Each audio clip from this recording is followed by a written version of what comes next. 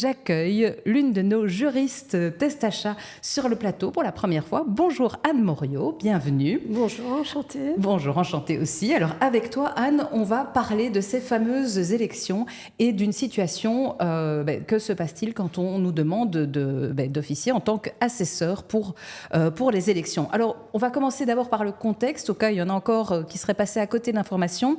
Cette année, on vote 2 fois, c'est quoi exactement ? Oui, effectivement, donc le 9 juin, ce sont les élections européennes, fédérales et régionales. Et alors le 13 octobre, ce sont les élections communales et provinciales. D'accord. Donc on vote 2 fois. Les premières sont organisées par l'État fédéral, les deuxièmes par les régions, ce qui fait qu'il peut y avoir de toutes petites différences entre l'organisation des deux. Ok. Par contre, ce qui est certain, c'est que le vote en Belgique est toujours obligatoire, donc bloquez bien la date dans votre agenda. Effectivement. Alors... Mais c'est toute une organisation, oui, ces élections. Et là, justement, je voudrais dire qu'aux dernières élections, il y avait 11 000 bureaux de vote et 6 000 bureaux de dépouillement, ce qui fait, sachant qu'il faut un président, un secrétaire et 4 à 5 assesseurs par bureau, ça fait plus de 100 000 personnes, ce qui fait, c'est la raison pour laquelle nous connaissons tous quelqu'un qui qui est convoqué cette fois-ci. Pour être assesseur. Alors voilà. Comment est-ce qu'ils sont choisis, ces assesseurs ? Comment sont-ils choisis ? Eh bien, au niveau des communes, on dresse une liste, on fait une liste de gens qui sont éligibles à devenir assesseurs. Et là, donc, sur cette liste, on commence à convoquer les assesseurs. Alors, que faut-il être pour être assesseur ? La loi ne précise rien de particulier. Il faut être un électeur, avoir 18 ans et en sachant lire et écrire. Ça aide quand même. Ça aide quand même, oui, ce jour-là. Donc, voilà. Est-ce qu'on est obligé, une fois qu'on est convoqué pour être assesseur, est-ce qu'on a le droit de refuser ? En principe, on est obligé. C'est un devoir civique du citoyen. C'est une obligation légale. Mais évidemment, il y a une procédure si vous êtes empêché. Mais vous ne pourrez pas invoquer n'importe quelle raison. Oui, le barbecue chez ma sœur n'est pas suffisant comme excuse. Non, ok, d'accord. Non, vraiment pas. Il faudra que ce soit une raison sérieuse. Il faut aussi contacter. Donc vous êtes invité par courrier et sur ce courrier, il y a le nom de la personne que vous pouvez contacter en cas d'empêchement. Et donc vous devez réagir en ayant les 48 heures. Et il faudra que ce soit une raison valable.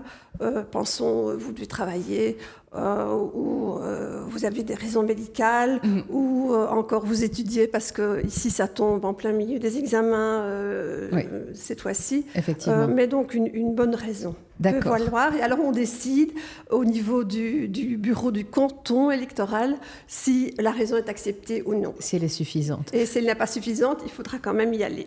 Bon, alors imaginons... On est convoqué, on accepte d'y aller, c'est une première. À quoi ressemble la journée d'un assesseur, ou comment on dit d'ailleurs au féminin ? Une assesseuse ? La grande question. Comment se passe la journée ? Quelle est notre tâche en réalité ? Tout d'abord, il faudra se lever tôt, parce qu'il faut être au bureau de vote à 7 h du matin. Un dimanche. Un dimanche, effectivement. Et le vote commence à 8 h. Donc... à 8 h et vous devez rester jusqu'au bout. Donc là on vote sur papier, c'est jusqu'à 14 h. Là on vote électroniquement, c'est jusqu'à 16 h. À Bruxelles, en région bruxelloise, tout le monde vote électroniquement. En région wallonne, tout le monde vote sur papier. D'accord. Donc, voilà. Donc vous devez rester là tout le temps. Alors qu'est-ce qu'il fait un assesseur ? Il y a plusieurs tâches dans un bureau. Premièrement, il faut réceptionner les cartes d'identité des électeurs, il faut recevoir les convocations, il faudra mettre après le cachet sur quand la personne a voté, il faut lui dire dans quel isoloir il doit se rendre, il faut lui donner la carte à puce ou le bulletin de vote, ce genre de choses. Et quand il reviendra, il faut lui dire ce qu'il doit en faire de cette carte à puce ou du bulletin de vote. Il faudra lui rendre sa carte d'identité et la convocation avec le cachet. Mais il y a d'autres tâches aussi, parce qu'il faudra aussi que On regarde au niveau des queues, des zones d'attente, si tout se passe bien, si tout si les gens sont dans la bonne file aussi. Oui. Il faudra aider les électeurs qui en ont besoin. Et donc, en tout, veiller au bon déroulement du vote ce jour-là. Alors, moi, quand je l'ai fait, ça m'est arrivé qu'une seule fois dans ma vie. C'était assez convivial. Il y a même l'un des assesseurs qui avait apporté des croissants pour tout le monde. Mais s'il n'y a personne qui apporte les croissants, est-ce qu'on a quand même droit à quelque chose en échange de notre acte de civisme? Est-ce qu'il y a une rémunération qui est prévue?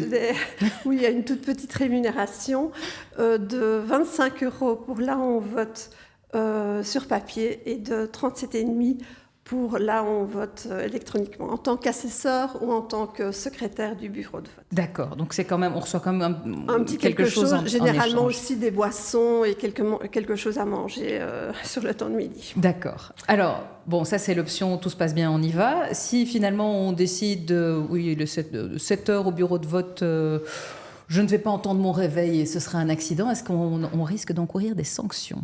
Oui, les sanctions sont lourdes et contrairement à ce qui se passe quand on ne va pas voter, ce qui est rarement en Belgique poursuivi, par contre, on poursuit, enfin, les dernières élections en tout cas, on a vraiment poursuivi les assesseurs qui ne sont pas allés.